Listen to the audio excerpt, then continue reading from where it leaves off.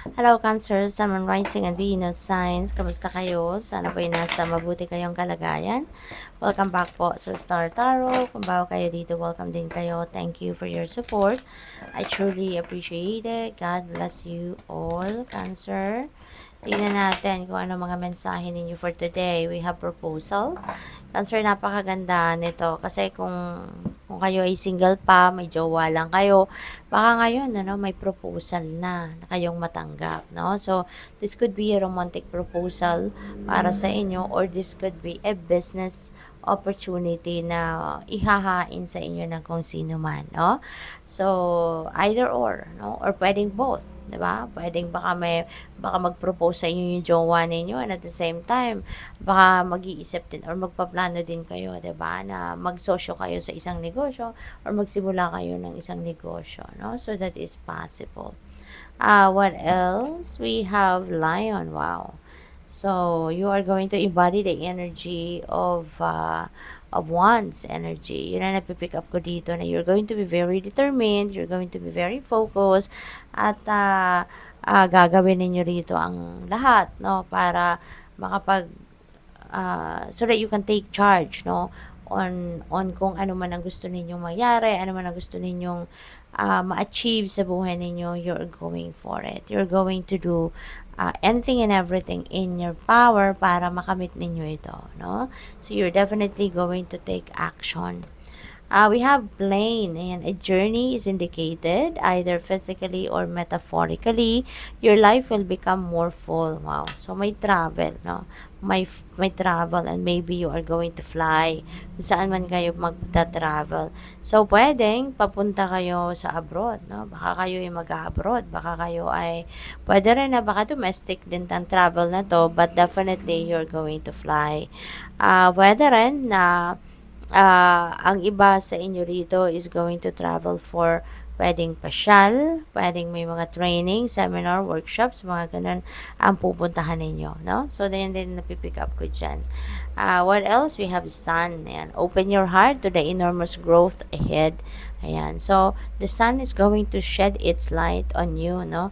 In all areas of life siguro. Kasi, you are up for growth. Papunta na kayo sa pag-asenso, papunta kayo sa pag pag-thrive, papunta kayo sa pag-grow. Kaya maging handa kayo para dito, kasi you might be busy, no? You might be busy dahil sa maraming oportunidad, no, na maaaring nandito, no, paparating sa inyo. So what else?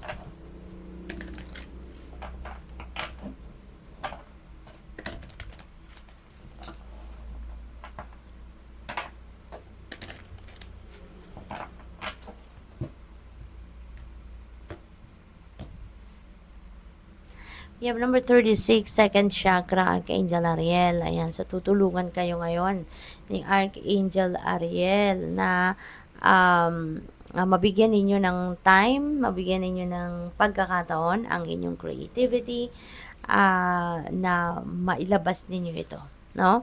Archangel Ariel is going to help you reignite, no, your passion pagdating sa inyong mga talents, no? Yung ganon. Kasi yung second chakra natin, this is the energy center that holds or that governs sexuality, sensuality, intimacy, mga ganon, at saka creativity, no? So, pwede rin na baka mayroon kayong problemang kinakaharap ngayon, may konting aberya, at baka kailangan din ninyong ilabas ngayon or gamitin ninyo yung inyong creative solutions, no, doon sa kung ano man ang mga problemang ito. So that is also possible. Pwede rin na kung kayo may karelasyon na, baka meron kayong pagkukulang, no, pagdating sa intimacy and sensuality, maaring ganon. Natutulungan kayo ni Archangel Ariel ngayon na maisip ninyo yon, ma-realize ninyo yon, at magawa ninyo yon para na maging mas masaya, maging closer, mas harmonious ang inyong love and romantic relationship. We have hostilities. Ayan, so Cancer. Siguro ang dami naiinggit sa inyo, sa inyong paligid. So be careful kayo with the dealings doon, lalo-lalo na sa mga katrabaho ninyo. Kasi normally, yung mga marites, marisol, inggitera, inggitero, nandiyan sa trabaho. 'Diba? Aside from mga kapitbahay, 'di ba? Nandiyan din sa trabaho. Kaya maaring merong mga magagandang kaganapan sa buhay ninyo pagdating sa inyong trabaho, sa inyong career, yung gano'n. At kaya merong mga tao sa paligid ninyo na talagang hindi natutuwa, no? Na ganyan kaganda ang mga nangyayari sa buhay ninyo. So, be careful with what you share with other people, mga impormasyon. Kasi maaring yung mga yan din ang pagmumulan pa ng mas marami pang pambubuli sa'yo or mas marami pang pangchichismis sa inyo. Okay? Kaya be careful with what you share, with what you do, para hindi na kayo mag-cause ng fire doon sa ibang tao na mas lalo kayong kainggitan, mas lalo kayong siraan, mas lalo kayong gawa ng fake news, mga ganon. Okay? So, kasi meron dito, no, be careful doon sa mga taong nakakausap ninyo na napaka-supportive sa inyo, akala mo napaka-loyal sa'yo, akala mo napakabait sa'yo, no? Yun ang mga nakakatakot lalo. Lalo-lalo na kung wala naman kayong emotional investment dyan sa taong yan, kung lalo na kung wala naman talaga kayong relationship, no? Bilang pagkaibigan man lang, nakakatakot ang mga ganon. Kaya be careful with what you share, okay? Para hindi kayo mabuli, hindi kayo, alam mo yun, yung hindi wala silang makuhang impormasyon sa'yo na magagamit nila para to be against you. Okay? So, we have woman holding a heart. Ayan. So, for some of you dito, no, maaaring in the past, nagkaroon kayo ng hindi pagkakaintindihan with someone, pwedeng katrabaho ninyo, or baka nagkaroon kayo ng hindi, ang tawag dito, yung hindi kayo nagkaayos ba, no, ng kung sino man, at maaari, no, na sa ngayon magkakabati na kayo. Lalo-lalo na kung ito ay kaibigan ninyo or kapamilya ninyo, siguro nagkaroon ng away, nagkaroon ng diskusyon, nagkaroon kayo ng communication gap, no, for quite some time. Pero ngayon, this is good news kasi ibig sabihin nito na mas papairalin ninyo na yung pagmamahal, yung pagpapatawad, pag-iintindi. Kaya maaaring magkaayos na kayo, no, na kung sino man ito. There could be reconciliation happening.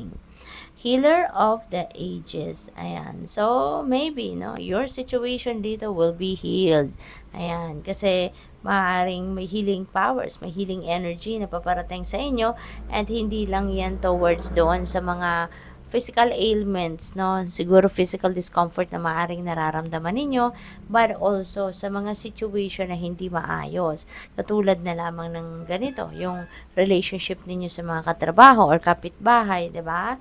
Maaaring yan sitwasyon na yan is also will be healed para maging maayos na, magkabati na ang lahat at mapawi na, no? Yung mga maaalis na yung mga paninira, mga pambubuli sa'yo ng kung sino man. Okay? So, good luck sa'yo. Thank you for watching. Love and light. Namaste.